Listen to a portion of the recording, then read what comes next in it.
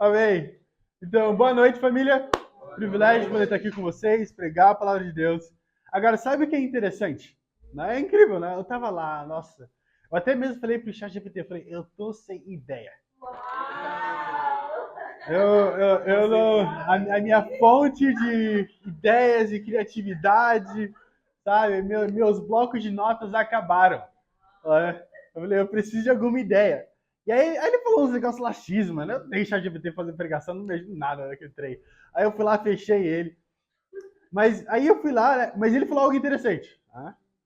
Ele falou: você pode fazer é orar e pedir para Deus te guiar enquanto você constrói a pregação. Eu falei: tá bom, né? Aí eu deixei esse meio de lado. Aí fui para o campus. Depois eu voltei. Aí depois que eu não voltei, eu falei: amém, vou orar. Aí eu orei a Deus, falei: Deus, por favor, me ajuda a poder pregar algo que vai ajudar as pessoas, né? Algo que vai ser útil, vai mudar a vida de alguém. E aí eu orei, aí eu fui lá, abri a Bíblia e bum. Aí foi incrível que durante as boas notícias, todo mundo começou a compartilhar sobre a mesma coisa. Né? Eles começaram a compartilhar sobre confiança, estar no controle, como é difícil se render, e não sei o quê, e todas essas coisas, né? E ver como essas coisas te afetam o dia a dia. E literalmente o título da pregação de hoje é Confiança ou Controle? Confiança ou controle? Então, eu queria perguntar para vocês aqui. Quem aqui já exerceu uma posição de liderança? Seja no trabalho, seja em jogos ou em esportes? Ok, ótimo. Então, muita gente, não? É bem interessante como acontece, né? Então, geralmente, está lá no esporte, geralmente eles se juntam e escolhem quem vai ser o líder, quem vai ser o capitão. Ou então o técnico, que tem a mais experiente, escolhe quem vai ser aquela pessoa. Então, em grupos de pessoas, seja em grupos de amigos, eles se juntam e tem aquela pessoa que não é como apontada como líder, mas todo mundo sabe que eles seguem essa pessoa, né? Então, eu estava pensando sobre essas coisas. E desde pequeno, né, como o filho do pastor, eu sempre fui escolhido como ser aquele líder mirim, lá entre as crianças. Então, tinha um bando de crianças de 7 anos de idade e eu era o líder mirim deles. Eu lembro que eu. Nossa, misericórdia. A gente ia depois do culto, lá, a parte de trás, que era em Santa Catarina, que é só mato, nessa cidadezinha. E aí tinha vários cavalos, tinha rã, a gente pegava as rãs, pegava algumas. A parte do muito legal, pegava o estrume do cavalo e jogava nas menininhas, nas outras crianças, e saia correndo. Era terrível. Mas tudo isso era bem planejado, por conta do líder. Eu tava pensando, né? No começo, quando essas coisas começaram a acontecer, e eu fui crescendo, né, com a minha vida, eu não gostava muito da ideia. Eu lembro jogando basquete, né, e me escolheram para ser o capitão do time de basquete. E eu odiei a ideia, porque eu não era o melhor jogador do time de basquete. Na realidade, eu era um dos substitutos, tipo, alguns segundos antes. Então, quando me escolheram para ser capitão, eu não gostei. Que era a responsabilidade, era o peso. Eu falei, nossa, como que eu vou conseguir manter o pessoal junto? Eu não sou o melhor, não sou o que faz mais pontos, então, eu não quero ser o capitão, né? Mas depois de um tempo, o que foi acontecendo é que eu fui começar a gostar de ser o líder dessas coisas. Porque me dava uma sensação de controle. Me dava a sensação de que eu poderia determinar o curso, o resultado de várias coisas.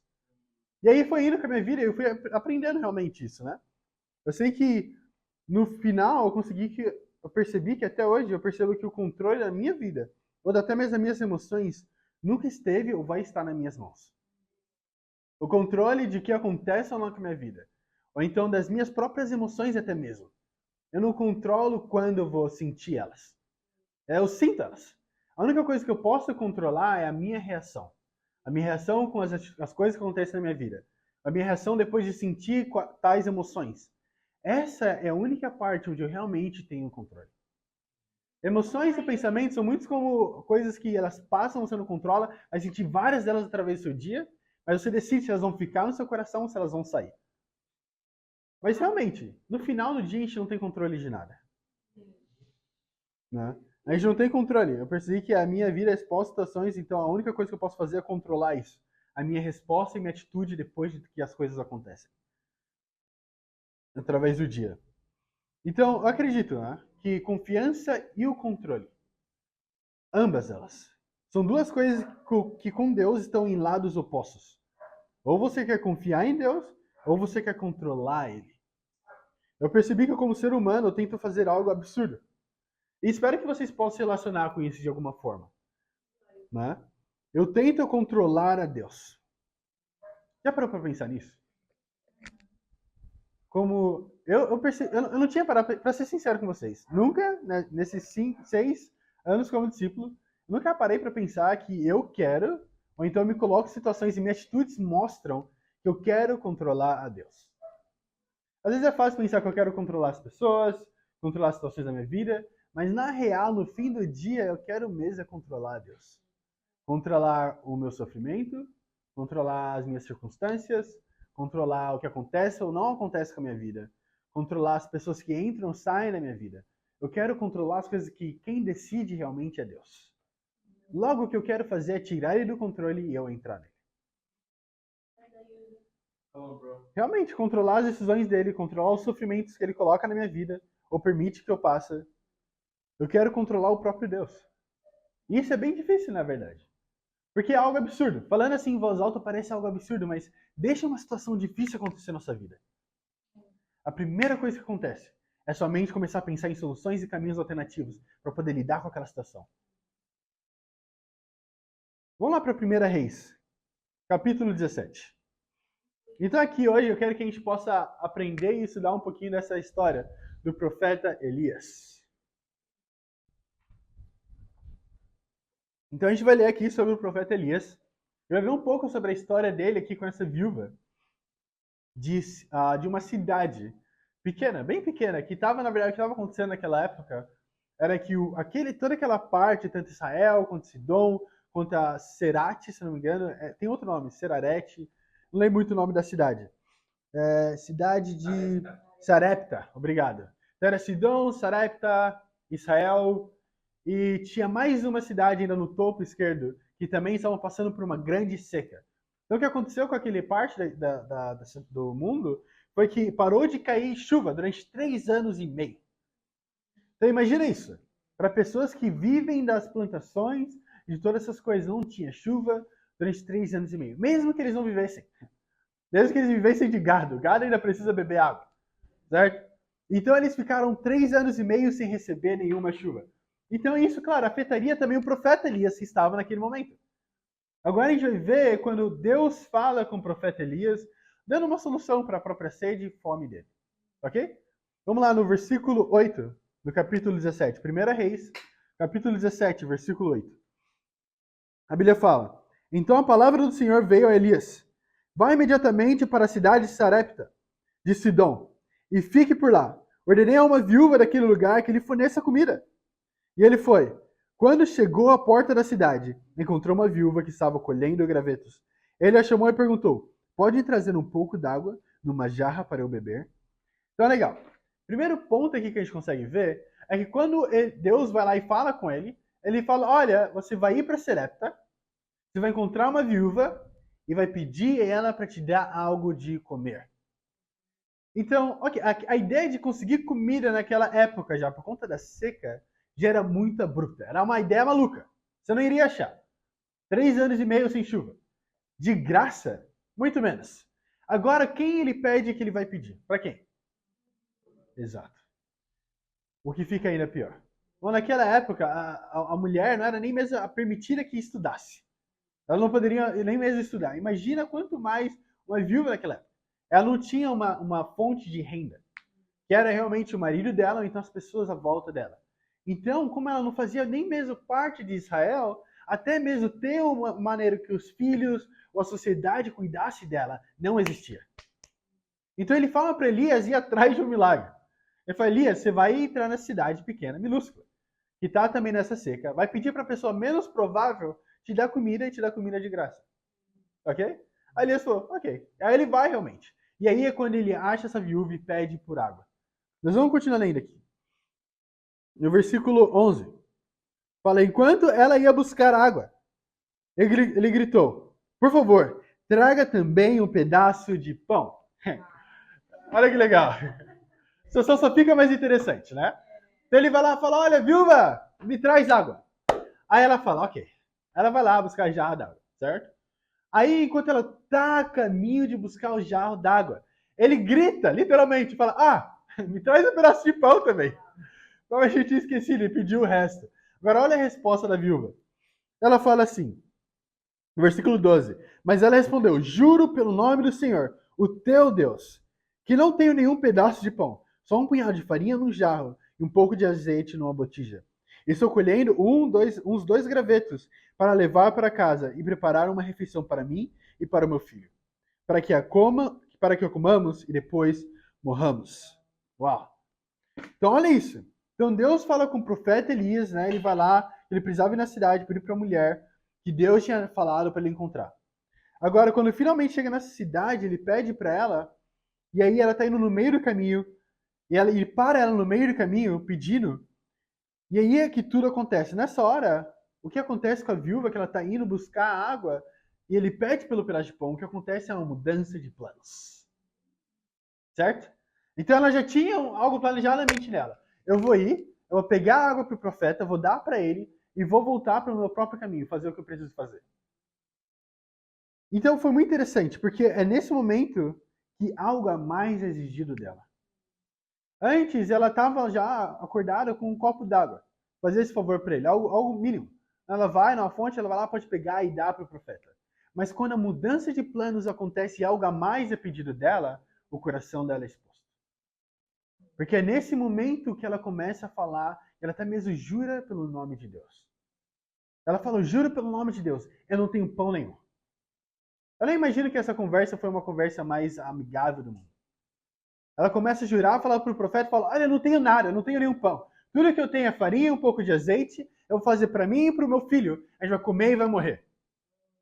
Ela não estava muito feliz. Ela não estava contente com a situação que ela estava passando. Ela já tinha desistido de tudo, não tinha mais nenhuma esperança. Ela não confiava que algo poderia mudar na vida dela.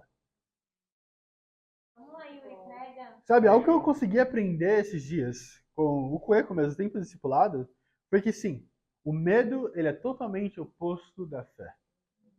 Aqui o que acontece com essa mulher, com a viúva, é que ela sentiu medo.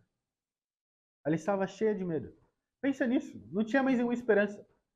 Estava 3 anos e meio sem nenhuma chuva. Ninguém tinha comida.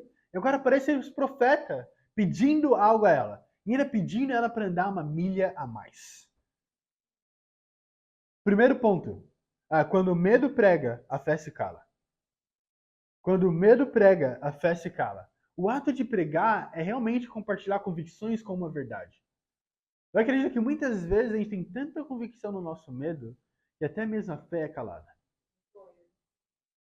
Quanto mais exigido dela, quando ela é puxada aos seus limites, essa viúva, ou dar mais do que o esperado, a resposta dela é lógica. A resposta dela, ela fala, eu tenho o suficiente para mim e para o meu filho. A gente vai comer e depois a gente vai morrer. É isso que ela consegue ver, certo? É isso que ela tem. E é isso. Então ela fala esse profeta. Então o medo estava pregando com tanta constância no coração dessa viúva durante esses 3 anos e meio que o milagre, que o agir de Deus não era mais uma opção. Talvez a cabeça dela era, se Deus quisesse agir, ele teria agido já há anos atrás. Porque 1 ano com seca já é algo muito terrível. Então chegou no ponto onde ela tinha perdido a fé. Agora para mim e para você. Acredito que muitas vezes Deus nos coloca em situações onde a gente passa por situações de provação de novo e de novo e de novo. E fica naquele deserto durante um bom tempo. E chega no ponto desse deserto onde você está no seu limite. E aí Deus, parece até mesmo que uma forma de brincadeira, pede com que você dê ainda um pouco mais. Você já sentiu, ou se achou numa situação desafiadora? E aí as situações ainda ficam ainda mais desafiadoras. E aí vem alguém e fala, mas você precisa ser grato. Já aconteceu isso com você? Se o mundo está acabando, você está se lembrando, nossa, tá isso acontecendo, isso aqui, isso aqui lá. Mas tem que ser grato a Deus, né? Deus já te deu tudo isso. E é tão difícil de ver. Eu sinto que da mesma forma foi com essa viúva.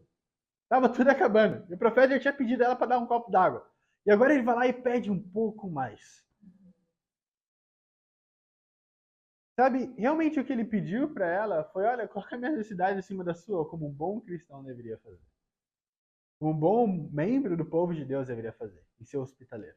Porque eu sou de fora da cidade. Sabe, eu acredito que como as situações estão tão difíceis que muitas vezes eu mesmo não consigo ter um pingo de fé.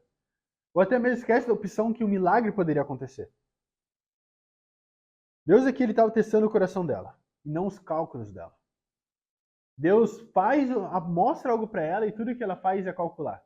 Fala, olha, é isso que eu tenho. É isso que eu consigo ver. Então, se é isso que eu tenho, logicamente não tem nada que eu possa fazer. Eu já tentei. Tentei de tudo, tentei plantar, tentei fazer isso, aquilo, outro, mas tudo que eu tenho é esse pouco de trigo e um pouco de azeite. Sabe? O problema dela é que ela começa a falar para o profeta do problema dela. Fala da última farinha, do último azeite, fala como ela e o filho dela estavam se preparando para morrer. Já era esperança de que Deus poderia fazer algo. E aí ela vai lá e fala, vamos comer, a gente vai comer e depois a gente vai morrer. Eu e meu filho. Agora essa palavra morreremos é a palavra mut, que é em hebreu, que é um termo usado para o julgamento ou punição divina. Então, ou seja, ela sentia que Deus tinha punido ela. Como se, olha, Deus está me punindo. Então agora eu vou comer e vou morrer, vou sofrer essa punição divina de Deus. Ele não usa a palavra normal usada para morte, né, que é o cessar da vida em hebreu. Ela usa essa palavra de punição, como se ela tivesse sentido como se fosse injustiçada. Eu estou pagando por algo que realmente foram os meus pecados. A gente consegue ver um pouco melhor depois nessa escritura. Mas era isso. Então ela realmente não tinha mais nenhuma saída. Que o fim dela era um decreto. Então não tinha mais nenhuma fé. E eu acredito que realmente isso mostra quanta fé. O medo é realmente inimigo da fé. Sabe, tem uma frase que John Piper ele fala, o inimigo da fé não é o pecado, é o medo. Eu realmente acredito que o medo muitas vezes nos segura mais do que o pecado, não? E pensa nisso, eu e você como seres humanos, nós pecamos todos os dias, certo? Não importa, pensa no seu dia que você estava sentindo mais bem espiritualmente. No seu pico. Nesse dia você pecou. Não é verdade? Mas estava fazendo grandes coisas para Deus.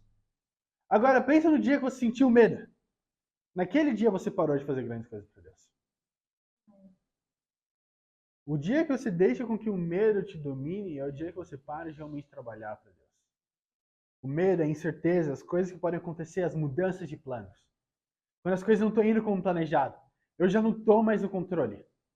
É nesse momento que o medo começa a entrar nos nossos corações. Então, muitas vezes eu vejo que eu acredito que e quero que Deus haja de uma certa forma, através de um certo alguém ou de um momento específico. Mas não, ele não é controlado por mim ou por você. Agora a escritura realmente prova isso, que infelizmente esse Deus que a gente prega, que a gente acredita ser o Deus da Bíblia, ele não age conforme os meus mandamentos, meus decretos, as minhas vontades. Ele age conforme os próprios planos dele. Agora, se você prestar atenção aqui, você vai ver que essa pessoa que Deus escolhe, essa viúva, ela é uma pessoa muito interessante. Não era qualquer pessoa. Se você for ver até mesmo de onde ela não era de Israel. Essa fome e tudo que estava acontecendo, na verdade, pegava todo o povo de Deus. E aí Deus manda Elias ir falar com alguém que era, na verdade, uma estrangeira. Ele fala a viúva que está na fronteira entre Sidom e Israel. Então era uma terra pagã chamada Serepta. Agora vamos ver um pouquinho melhor disso para poder entender realmente aqui em Lucas. Olha o que Lucas fala sobre isso. Então em Lucas capítulo 4. Em Lucas capítulo 4, ele menciona o que aconteceu aqui em Serepta, com essa viúva e Elias. Lucas capítulo 4, a gente vai ver aqui o versículo 25. Lucas 4, 25 ao 26 diz assim: Assegure-lhes que haviam muitas viúvas em Israel, no tempo de Elias, quando o céu foi fechado por 3 anos e meio. E houve uma grande fome em toda a terra. Contudo, Elias não foi enviado a nenhuma delas, senão uma viúva de Serepta, na região de Sidom. Olha isso que incrível. Aqui é Jesus Cristo mesmo falando e explicando como Deus, vocês não mais aceitavam os profetas que eram de Deus, seus próprios profetas. Não queriam mais ouvir eles. E aí ele fala como Elias ele é usado no meio de realmente uma pagã. E aí, basicamente, o que Deus estava querendo mostrar é como o coração, muitas vezes, de um religioso pode chegar num ponto onde é tão duro e tão movido pelo próprio controle e que é como Deus quer que age de uma certa maneira, que eles são movidos, que aí Deus não pode mais mover entre eles. E ele fala, olha, chegou nesse ponto, então Deus ele vai lá e acaba usando para outras pessoas do lado de fora. E aí ele fala dessa viúva, e logo após isso, você continuar lendo, ele fala até mesmo Eliseu e o profeta que tinha curando a lepra em Israel, no tempo de Eliseu. E fala que ele vai lá e começa até mesmo a curar de pessoas de fora. Olha isso, vamos ler também. Versículo 27 fala assim: também havia muitos leprosos em Israel, no tempo de Eliseu. O profeta, todavia, nenhum deles foi purificado. Somente Naamã, o sírio. Então, até mesmo isso. E logo depois ele falar isso para eles, fala que eles ficaram cheios de raiva e queriam matar eles. Matar ele. É interessante porque Jesus fala que Jesus não começa a argumentar com eles. Na verdade, Jesus apenas passa no meio deles. Sem falar nada. Ninguém mata ele. Fala que eles tentam levar Jesus até o penhasco para tirar a vida dele. Mas como o tempo de Jesus não tinha chegado, no meio daquilo tudo, ele literalmente apenas passa no meio deles. E nada acontece. Mas eu gosto muito da escritura porque realmente Deus escolheu uma estrangeira, a pessoa menos provável, para poder ajudar o profeta Elias. Alguém que realmente ninguém se importaria com a sua morte. Mas ainda assim ele a escolheu. Ele escolhe ela ao invés das viúvas de Israel. Agora o que é interessante. O que ensina a gente aqui? Que mesmo que eu seja um discípulo, mesmo que eu seja um líder, mesmo que eu vá para a faculdade e compartilhe minha fé, ou então no meu trabalho todos saibam que eu sou um discípulo de Jesus Cristo. Mesmo que eu poste coisas incríveis sobre Deus, se o meu coração estiver endurecido pelo meu pecado, Deus vai escolher usar alguém de fora do que me usar.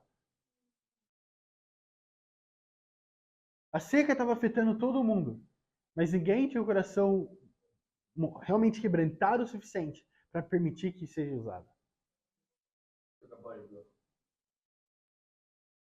Tenta para parar e pensar. Quantas vezes você já não negou coisas que Deus estava mostrando claramente para você, porque você queria o controle?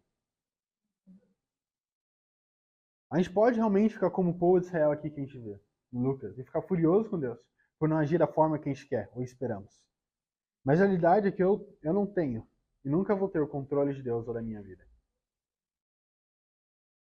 Sabe? Realmente começa a viúva aqui. O medo dela convenceu ela a proteger o que Deus tinha pedido para ela sacrificar. E se pergunte, o que você tem segurado? O que você tem protegido no seu coração?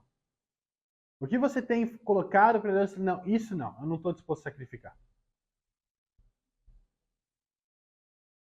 Talvez tenha protegido a si mesmo. Seja lá o que for, Deus quer que a gente confiemos e tenhamos fé nele. Ele está nas mãos dele e é realmente para o melhor. No final, todas essas coisas que Deus nos deu, ele pode realmente pedir e tirar. O que Deus está pedindo para a viúva era as últimas esperanças dela. Tá? Ele chega para ela e o profeta fala: olha, tá vendo essas suas últimas esperanças? Não vai, faz para o seu filho, faz para mim mesmo. Eu não sou um pai, eu não sou uma mãe, eu não sei nem o que é mais próximo que cheguei disso, que é muito distante ainda, até um peixe. Né? Eu não consigo imaginar como que seria para a própria mãe pensar: olha, eu vou lá, vou fazer esse pão que esse profeta falou, vou dar para ele junto com água, ao invés de dar para mim e para o meu próprio filho. E ainda assim a gente consegue ver o coração dela. Sabe, eu acredito que a fé fraca, ela não nasce das nossas fraquezas, mas do nosso orgulho de querer entender tudo antes de obedecer. Sabe, a nossa fé, ela ser fraca não vem porque você está fraco espiritualmente. Porque não é isso que determina a sua fé. Vem de querer entender o que Deus está fazendo antes de querer obedecer. Querer entender, ter o controle das coisas. Não, mas eu preciso, mas por quê? Eu não entendo porque isso está acontecendo comigo. Muitas vezes não é nem para você entender. Você não precisa entender. A gente precisa obedecer. Sabe, muitas vezes a gente quer, fica tão preso nisso, que a gente esquece essa parte tão importante que é o obedecer. Deus não chamou a gente para entender. Ele não fala, aqueles que me amam vão entender a minha vontade. Fala, aqueles que me amam vão obedecer os meus mandamentos. O que é algo completamente diferente. E talvez ao passar do caminho, você consiga entender um pouco do que Deus quer que você faça. Ou que você aprenda. O nosso chamado é para obedecer a Deus, por mais que você não entenda. Tá? Eu fiquei pensando, enquanto eu estava estudando a Bíblia, foi muito difícil entender o que estava sendo ensinado para mim. Mas eu comecei a pensar, nossa, será que era difícil para mim realmente entender intelectualmente ou eu não queria mais entender? Olha isso em Hebreus. Não, duas escrituras aqui em Hebreus. Vamos aqui em Hebreus. Tá bom, bro.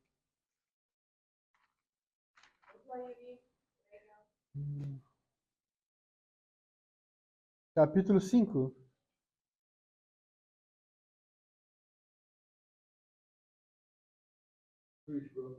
A gente vai ler o versículo 11.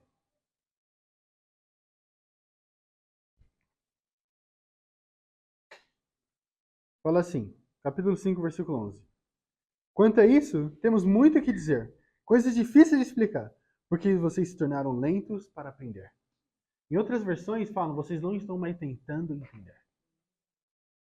Olha isso, que loucura. Fala que chegou no ponto que eu quero explicar algo para você. Que tipo, Deus fala, eu quero te dar a resposta, eu quero te dar a direção, eu quero que você entenda. Mas você não vai entender porque você não quer mais entender. Então, qual que é a realidade? É que eu não entendo o que Deus está fazendo. A realidade é que eu não quero me render ao que Deus está fazendo. Então, não é sobre o entender, que não faz sentido, é que eu quero controlar, é que eu só não estou rendido mesmo. Sabe, eu fico pensando, nossa, o que precisa acontecer comigo para que eu possa me render aos planos de Deus? Sabe, qual que é o meu limite? Onde que eu preciso chegar? Qual o período da minha seca tem que ser para o ponto de eu ter um coração quebrantado o suficiente a render até o último para Deus? Será que eu preciso desses 3 anos e meio? Ou será que na primeira semana, no primeiro dia de seca, eu posso realmente me render e estar quebrantado a Deus? Se esse período de seca fosse determinado com a sua obediência, quanto tempo você acha que ficaria nesse deserto? Se esse período de seca fosse determinar, realmente, fosse parar apenas quando você se rendesse a Deus, quando será que terminaria? Sabe, eu acredito que o mundo, a sociedade, até mesmo a mídia social, o mundo inteiro, prega sobre o homem e a mulher independente. Certo? Né? Fala, meu corpo, minhas regras. Então, eu quero fazer isso. Então, eu escolho o que eu vou fazer, não sei o que. Eles querem que você se sinta independente. Você não precisa de ajuda, você não precisa de ninguém, pode fazer as coisas sozinhos. Mas se não fosse o profeta Elias para chegar na vida dessa viúva, ela teria morrido. Por mais que a gente queira ser independente, se você for tentar viver a sua vida apenas sozinho, sem permitir com que Deus te leve aos extremos, você nunca vai experimentar o milagre de Deus e a sua vida vai terminar muito antes do que você espera. Não digo fisicamente, mas espiritualmente. Como discípulos, o que eu aprendi esses anos é que quanto mais eu só quero ficar fiel até o final, eu tenho que me render até o final. Meus tempos mais difíceis da minha vida como discípulo não foram tempos que eu fui mais tentado, foram os tempos que eu não quis me render. Que era difícil me render à vontade de Deus. Quanto mais eu lutava contra a vontade dele, quanto mais eu lutava contra o que ele queria para minha própria vida, mais difícil ficava a minha caminhada com Deus. Quanto mais eu estava lá lutando para entender essa vontade dele, quando na verdade eu já sabia o que ele queria que fizesse, que é apenas obedecer. Vamos lá para Hebreus capítulo 10. A gente vai ler aqui no versículo 38. Hebreus capítulo 10, versículo 38. Olha o que a Bíblia fala. Vou esperar vocês chegarem lá. Hebreus capítulo 10, versículo 38. Diz assim: Mas o meu justo viverá pela fé, e o seu retroceder não me agradarei dele. Nós, porém, não somos dos que retrocedem e são destruídos, mas dos que creem e são salvos. A sua confiança, a sua fé em Deus, você realmente se render, é o que vai te levar para a salvação. A realidade é que com o cristianismo, ou você confia de todo o seu coração e é salvo, ou você luta pelo controle e perde a sua salvação. Qualquer coisa no meio disso tudo, é pedir para sofrer pelo resto da sua vida. É lutar por um controle que você nunca vai ter. Pode pensar, então eu vou abrir mão de ser um discípulo. Ainda assim você não vai ter o controle. Não vai. Pensar, estou sofrendo muito por conta da igreja. Não é.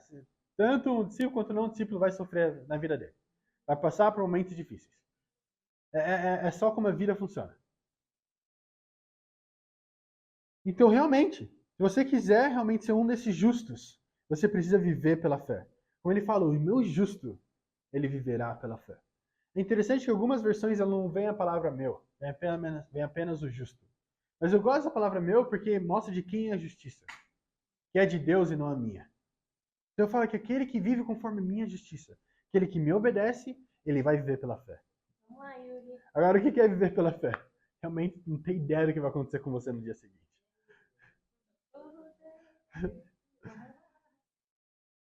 Realmente, você precisa viver pela fé.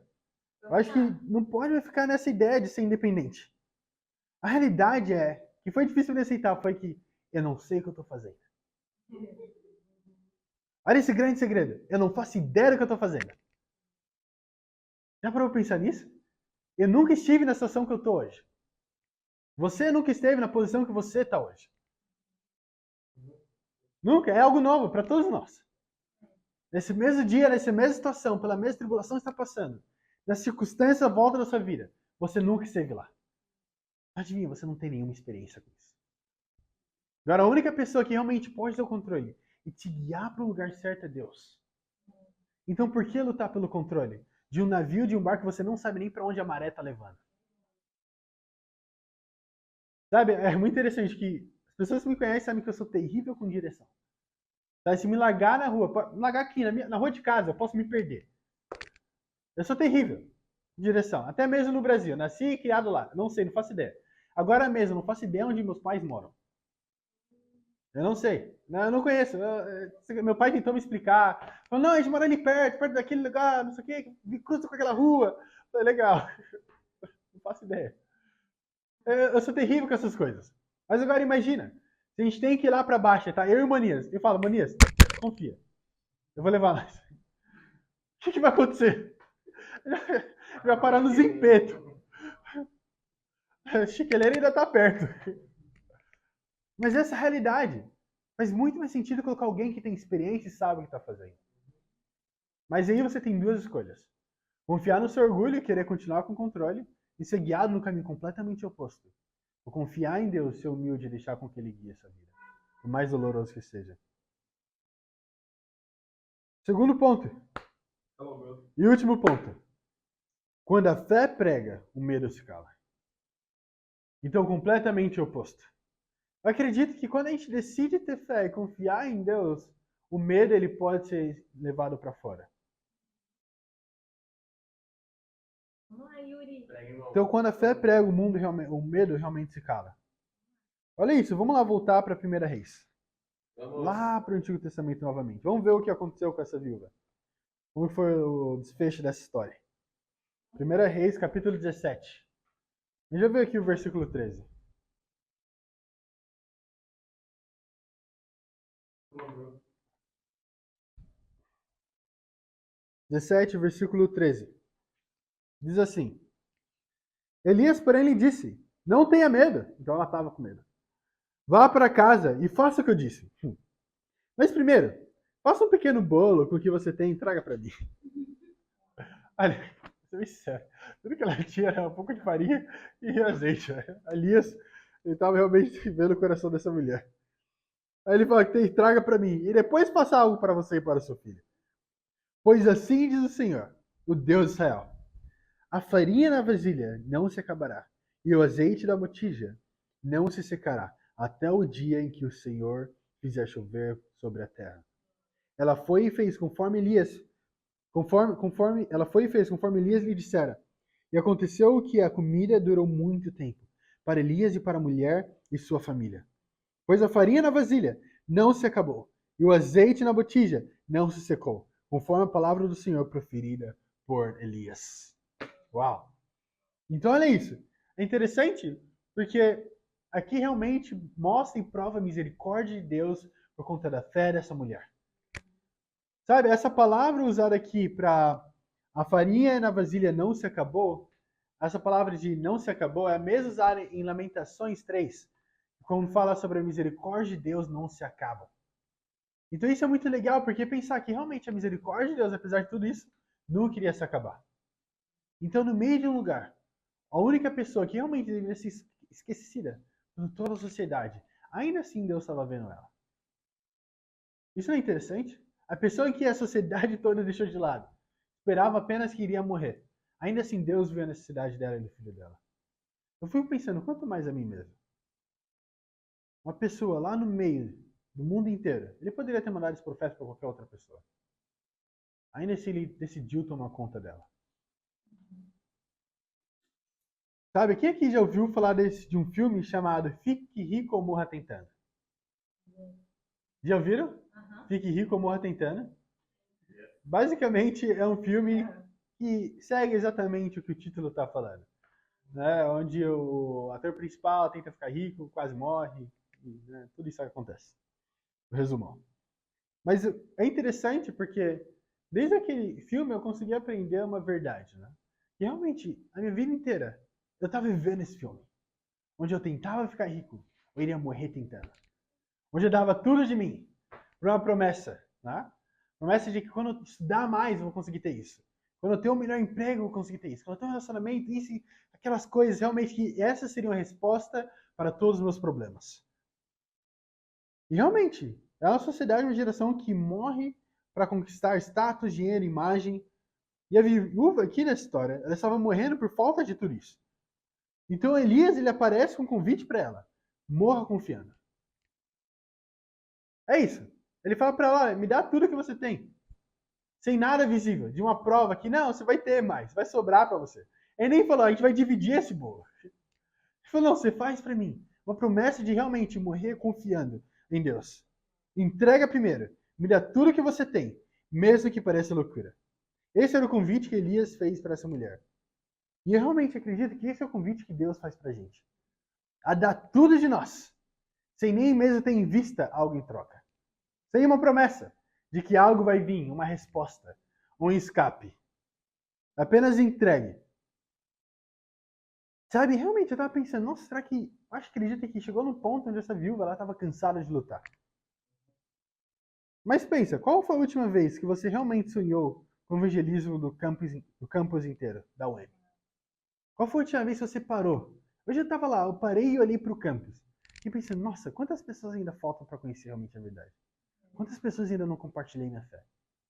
Qual foi a última vez que você parou no seu trabalho e olhou pelas pessoas? Falou, nossa, imagina quando cada um desses aqui poderem ouvir a palavra de Deus. Imagina quando eu puder falar que eu trabalho com discípulo. Eu tive esse privilégio. No Brasil, poder trabalhar com o irmão na fé. É incrível. É um sonho se tornando realidade. Parecia que realmente o sonho do evangelismo do mundo inteiro estava se tornando realidade bem na minha frente dos meus olhos. Vamos lá, qual foi o último dia que realmente você parou e começou a sonhar com realmente aquela chama ardendo que você falou, nossa, eu quero fazer parte dessa mudança. Não apenas para o campo, meu trabalho, Maputo, Moçambique, mas para o mundo inteiro. Porque eu acredito que o que Deus chama a gente a fazer não é algo tão pequeno quanto essa sala. Não é tão pequeno nem mesmo quanto essa província ou esse país. É muito maior do que tudo isso. Sabe, quem vive tentando controlar tudo, no final morre antes de ver Deus agir. Se ela continuasse tentando controlar a situação dela, com aquela farinha e aquele azeite, o que aconteceria seria que ela morreria sem ver o milagre. Ou ela confiar em Deus e fazer e obedecer o que Deus estava pedindo, mesmo que parecesse loucura, fez com que ela pudesse experimentar o milagre de Deus.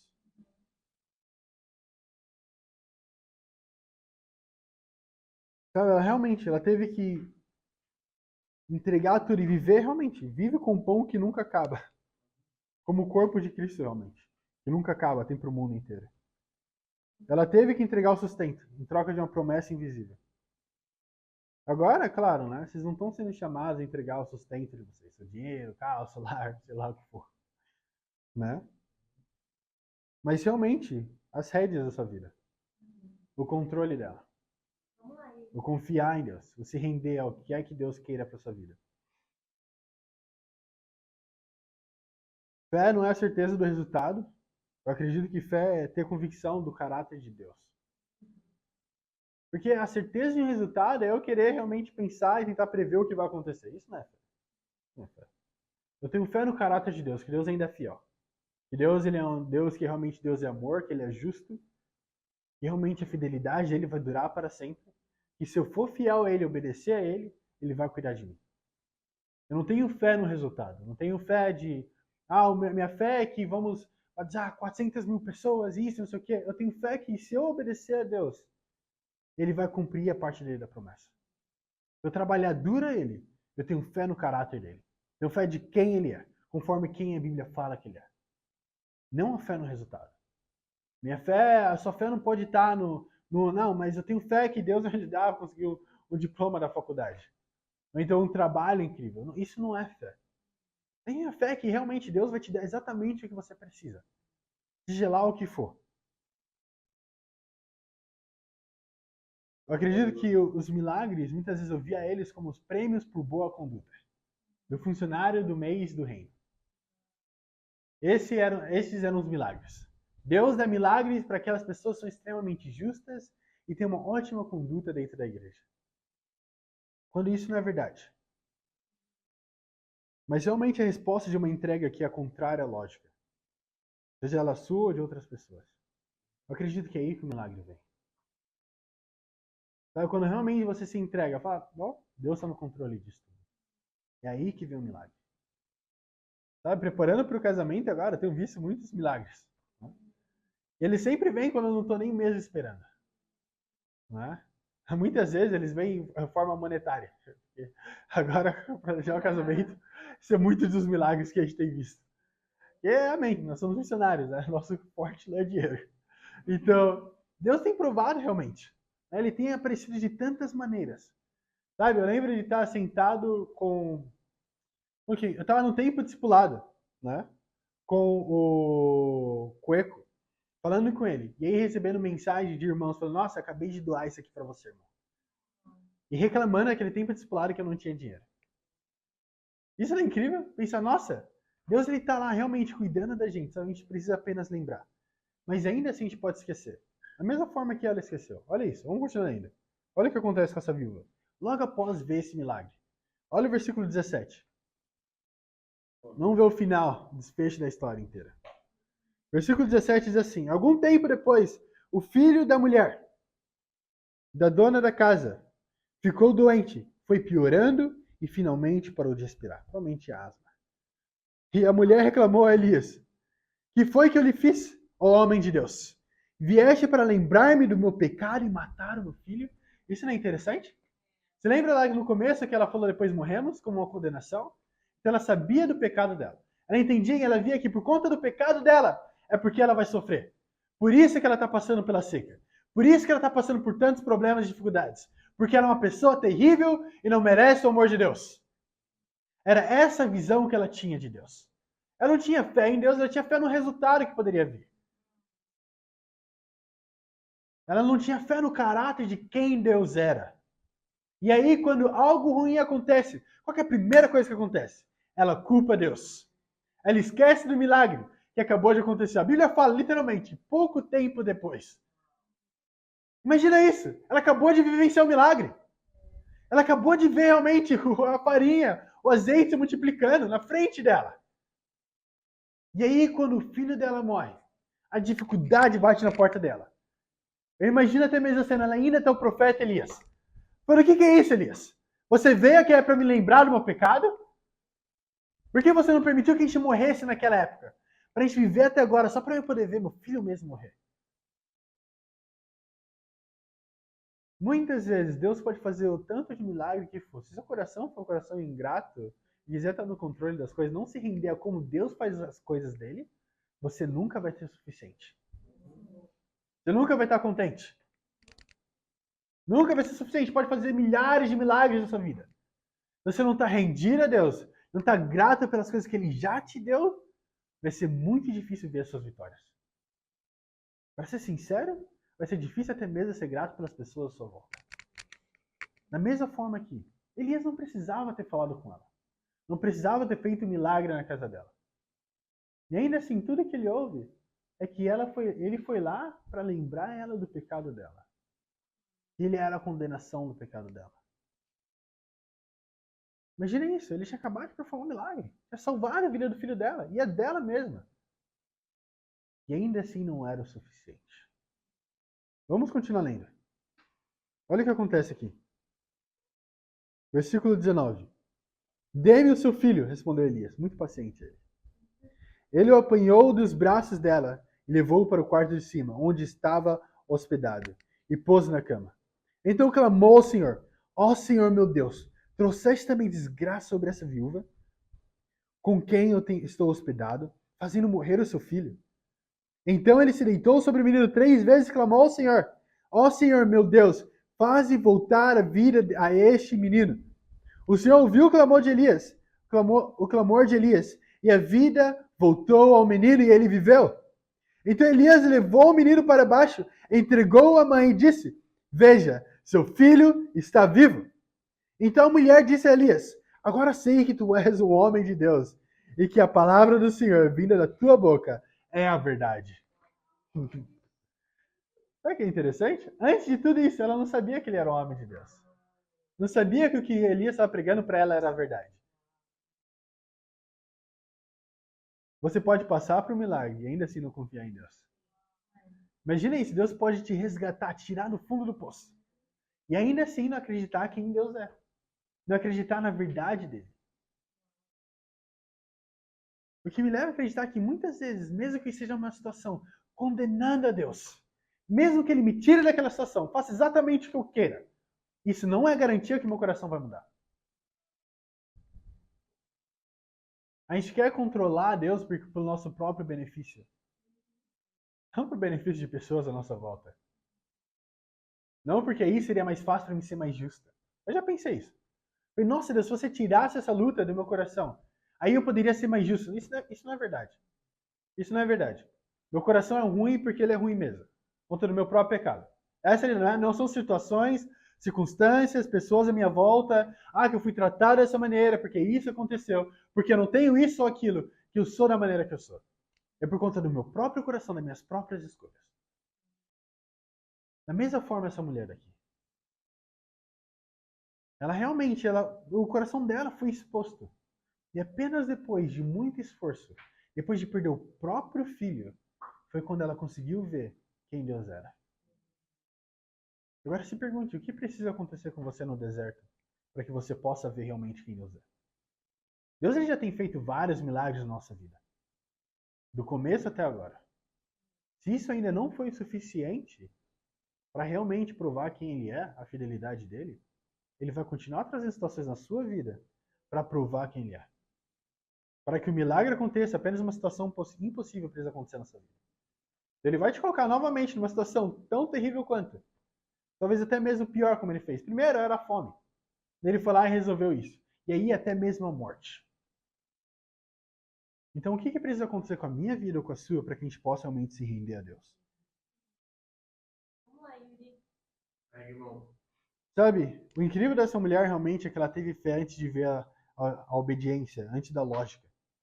O sacrifício antes do milagre, realmente. Ela tinha sacrificado tudo antes de ver se multiplicar. Isso é algo que realmente é para ser levantado do coração dela.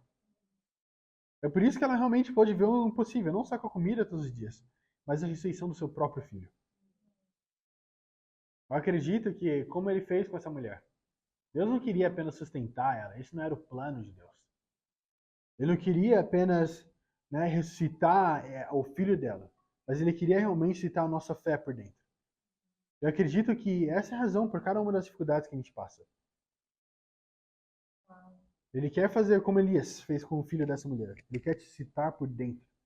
Mas para que isso aconteça, ele vai ter que colocar sua fé à prova.